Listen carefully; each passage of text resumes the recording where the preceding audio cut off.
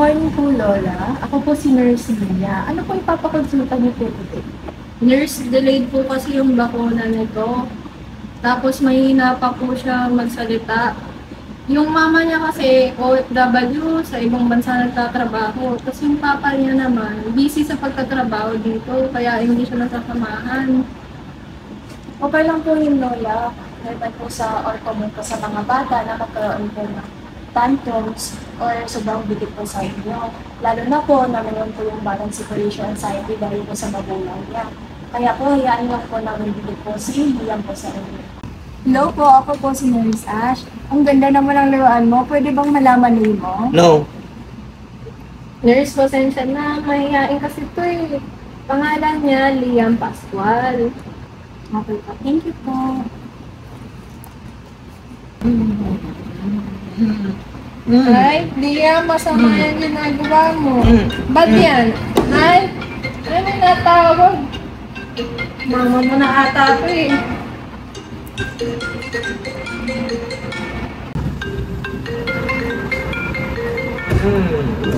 Ay, Liam. Ma, Oo. hello ma. Nandito. Kamusta si Liam? Nag-start na ba yung check-up? Nandito kami sa clinic. Oo. Pasensya ka naman, nandito ako sa abroad. Okay lang. Samahan niyo ko check-up si Liam. Gusto ko marinig yung assessment niya. Sige. Tapat ko na lang sa nurse, ha? Ito. Hello po. Kamusta na po? Hello ma'am, don't worry, kasama po namin si Liam. We'll update you na lang po. Okay po.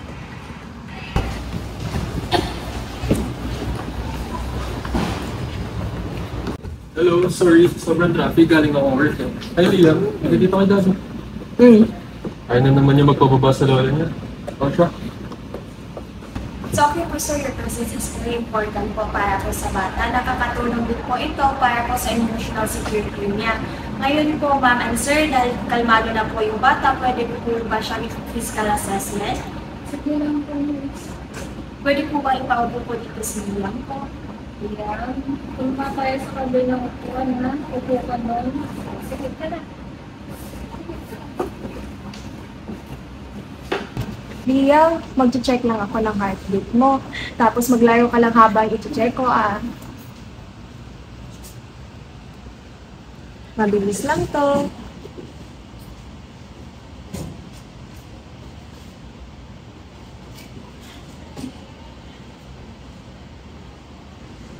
Thank you, Liam.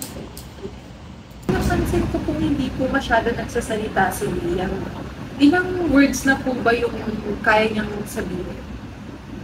Mostly kasi 2 words lang yung kaya nyo, bang yun sabihin. Mostly kasi siya, gestures. Ayun nga, tapos siya, madalas nagka-tantrums, ganun. Tapos, sobrang pili sa pagkain, picky eater. Gusto niya ng, kainin, inumin, gatas pa.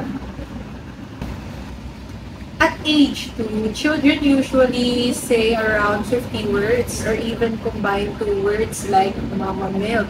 So, as for Liam, medyo delayed po talaga siya sa speech. And, kayo nga po, kanina sinabi niyo na he prefers milk and refuses stable food. So, that's common, but we should guide him po, no, para hindi siya magkaroon ng nutritional problems. Sa pagkain po, try offering him small soft foods. And hayaan niyo po siyang mag-explore and madumihan or give him choices sa mga pagkain. Na-mention po kanina na overdue na yung vaccines ni Liam. We can safely continue naman today if you agree. Also, Balaners, ano po yung na-expect namin? After po mabaksinate si Liam po. After vaccine, expect slight fever or redness. Observe na lang din and give medications only if prescribed. Thank you po nurses. Sige po, gagawin ko na lang po yung daily video call kay Liam para po meron kami bonding. Sige po, thank you po. At ako naman po, uuwi ako na mas maaga kapag kaya. Gusto ko rin po makatulong sa speech at feeding ni Liam. Thank you po mga Sige nurses, po, ah. thank you po. Mas kampante naman po ako ngayon na alam namin anong ni Liam. Sige po. Thank you po. At age 2, Liam is in autonomy versus shame and doubt. He wants to become independent, feeding himself, talking, and exploring. But because he rarely spends time with his parents, he has become very dependent on his grandmother. As a result, he experiences insecurity, clinginess, and tantrums.